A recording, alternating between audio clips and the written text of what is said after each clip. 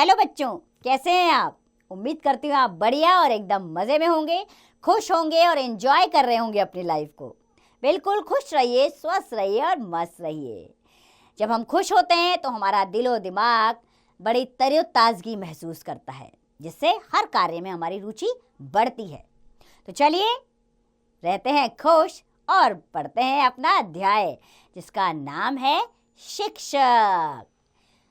तो बच्चों, ये शिक्षक एक कविता के द्वारा इस अध्याय में हमारे सामने है।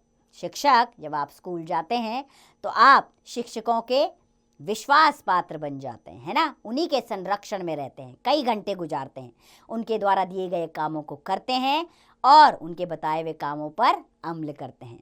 तो ये होते हैं शिक्षक, जो आपको आगे बढ़ाने में मदद करते हैं। तो पढ़ते हैं कविता, लेकिन पढ़ने से पहले क्या करना है? पढ़ने की तैयारी। तो बच्चे देश के भविष्य हैं। निम्न में से कौन बच्चों को उचित मार्गदर्शन देकर देश के विकास में सहायक होता है? सही का चिन्ह लगाइए। अब आपने इन तीनों में से सही का चिन्ह लगाना है कि बच्चों का भविष्य कौन उज्जवल बनाने का कार्य करता है। ठीक है, सब्जी बेचने वाला, शिक्षक या कपड़े सीने वाला। अब ये बात तो आप समझ ही गए होंगे इस पाठ के अनुसार। तो आइए कविता का आनंद उठाएं और समझें शिक्षक के बारे में। तो बच्चों को है राह दिखाते, जीवन का है पाठ पढ़ाते, शिक्षक गढ़ते नींव देश की, दुनिया के नित शान बढ़ाते। अर्थात बच्चों को राह दिखाते, राह यानी कि सही रास्ता दिखाने का कार्य कौन करते हैं? शिक्षक करते हैं। शिक्षक ही जीवन का सही पाठ पढ़ाते हैं। शिक्षक गढ़ते नींव देश की, नींव यानी कि जड़ मजबूत करने का कार्य कौन करते हैं? शिक्षक। और दुनिया की नित शान बढ़ाते, हमेशा शान बढ़ाने का, गौरव बढ़ाने का कार्य कौन करते हैं? शिक्षक। क्योंकि बच्चों, जब बच्चा छोटा होता है तभी शिक्षकों के पास आ जाता है, शिक्षकों के कंधों पर दायित्व होता है, क्योंकि ये बच्चे ही इस देश का भविष्य हैं और वो इस भविष्य का निर्माण करते हैं। इसीलिए शिक्षक हमारे जीवन में अहम स्थान रखते हैं। हर किसी के जीवन में गुरु होता ही होता है, इसलिए अपने गुरु के महत्व को भी समझना आवश्यक है। आगे की पंक्तियां पढ़ते हैं बच्चों। ज्ञान दीप से दीप जलाकर शिक्षक पथ आलोकित करते, कितने ही आदर्श संजोकर जन जन में नैतिकता भरते। अर्थात शिक्षक ज्ञान यानी कि शिक्षा का दीप जलाकर क्या करते? आलोकित यानी कि चारों तरफ उजियाला ले आते हैं। कितने ही आदर्श सजाकर जन जन में नैतिकता भरते, नैतिक कार्य। अर्थात शिक्षक क्या करते हैं?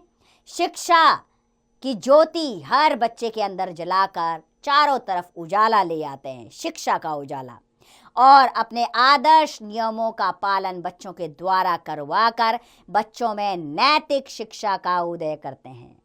इसी से बच्चों को नैतिकता की समझ आती है। शिक्षक है सम्मान देश का, शिक्षक है सम्मान देश का, शिक्षक है अभिमान देश का, शिक्षक का स्थान अनोखा, शिक्षक है अरमान देश का। तो देखो बच्चों, शिक्षक का इस देश में सम्मान यानी कि आदर भाव से देखा जाता है शिक्षक को। इसीलिए तो हर साल 5 सितंबर को शिक्षक दिवस मनाया जाता है, क्योंकि शिक्षक ही इस देश का अभिमान है। अभिमान यानी कि गर्व करने लायक हैं शिक्षक हमारे देश के। शिक्षक का एक अनोखा यानी कि बहुत ही बेहतरीन स्थान होता है। ये शिक्षक ही हमारे देश के अरमान है। अगर इस देश से शिक्षकों का स्थान हटा दिया जाए तो कोई भी बच्चा शिक्षित नहीं रह पाएगा और फिर ये देश विकास के पथ पर कैसे बढ़ेगा। इसीलिए शिक्षक अहम भूमिका में है इस देश के अंदर। बिगड़ रही है देश की हालत, शिक्षक ही उद्धार करेंगे। अब कोई चाणक्य उभर कर पशुता का संहार करेंगे। अर्थात धीरे धीरे देश की हालत बिगड़ रही है, चारों तरफ भ्रष्टाचार, आतंकवाद फैल गया है। तो अब शिक्षक का ही दायित्व है कि वो ही इस देश को इन विपत्तियों से उबार सकते हैं, अपने बच्चों के द्वारा, अपने स्टूडेंट्स के द्वारा।